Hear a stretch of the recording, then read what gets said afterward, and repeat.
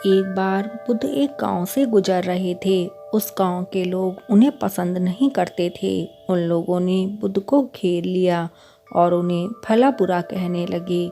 गांव वालों का सरदार सबसे ज़्यादा नाराज़ था। वह तो बुद्ध को गालियां ही देने लगा, पर बुद्ध इन सब से बेपरवाह मंद मंद मुस्कुराते रहे। सरदार काफ़ी देर तक बुद्ध को गालियां देता रहा, लेकिन कुछ ही देर में उसका मुंह सूखने लगा, जिससे वह चुप हो गया। यह देखकर बुद्ध बोले, अगर तुम्हारी बातें समाप्त हो गई हों तो मैं आगे बढ़ूं।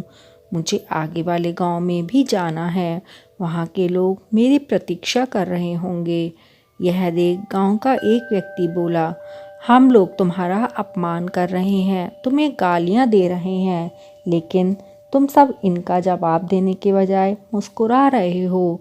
तुम इसकी प्रतिक्रिया क्यों नहीं देते? बुद्ध बोले, वत्स, तुमने आने में तनिक देर कर दी।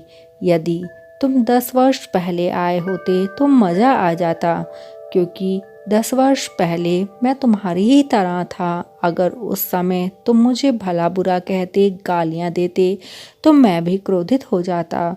मैं तुम्हें इससे भी अधिक गालियां देता, हो सकता है हाथापाई पर भी उतर आता, पर अब मैं आगे बढ़ गया हूँ। अपना क्रोध, घृणा सब पीछे छोड़ आया हूँ। अब मैं उस जगह पर पहुँच गया हूँ जहाँ तुम्हारी गालियाँ पहुँचने में असमर्थ हैं।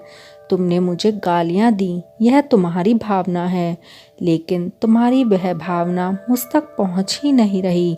मैं इससे आवेशित तभी होऊंगा जब मैं इसमें भागीदार हो जाऊंगा, जब मैं इन्हें स्वीकार कर लूँगा। लेकिन मैं तो तुम्हारी इस क्रिया से निरपेक्ष हूँ, इससे बहुत दूर हूँ।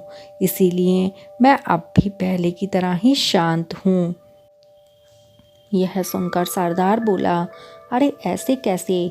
मैंने तो तुम्हें गालियां दी हैं, और वो भी पूरे गांव वालों के सामने दी हैं। फिर उन्हें लेने या ना लेने का क्या मतलब है? बुद्ध बोले, वत्स, कल मैं एक गांव में गया था। वहाँ के लोगों ने मेरा प्रवचन सुना। वे बहुत प्रसन्न हुए। गांव का मुखिया मेरे लिए मिठाई लेकर आया और उसे खाने का आग्रह करने लगा। मैंने कहा कि मेरा पेट भरा हुआ है, इसीलिए मैं इसे ग्रहण नहीं कर सकता। यह सुनकर वह व्यक्ति मिठाई वापस लेकर चला गया, क्योंकि जब तक मैं कोई चीज़ लूँगा ही नहीं तो मुझे कोई कैसे दे पाएगा? इसमें तो मेरी सहमति आवश्यक है ना? हाँ, ये तो है। एक व्यक्ति ने बुद्ध का समर्थन किया। बुद्ध ने पुनः उनसे पूछा, जब मैंने मिठाई देने से मना कर दिया तो उन लोगों ने उसका क्या किया होगा? उन्होंने अपनी मिठाई घर वालों में बांट दी होगी। एक व्यक्ति ने जवाब दिया। बुद्ध ने कहा, ठीक कहा तुमने। उस मिठाई की तरह तुम मेरे लिए गालियां लेकर आए हो और चाहते हो कि मैं इसे ग्रहण कर लूं, पर भाई मैं इन्हें लेता ही नहीं। आप बताओ, तुम इनका क्या करोगे? उस व्यक्ति का इसके पास कोई जवाब नहीं था। बुद्ध पुनः बोले, मुझे तुम पर दया आती है वत्स। अरे क्रोध तो मुझे तब आएगा जब मैं ये गालियाँ ले लूँगा, और जब मैं ये गालियाँ लेता ही नहीं तो क्रोध का तो कोई सवाल ही नहीं उठता। बुद्ध की बातों पर सरदार ने कोई प्रतिक्रिया नहीं दी। शायद वह कुछ सोच रहा था। बुद्ध बोले, मैं अपनी आंखों से देख रहा हूँ कि गाली एक कांटा है, जिसे देने वाला व्यक्ति और लेने वाला व्यक्ति दोनों क्रोध से पागल हो जाते हैं।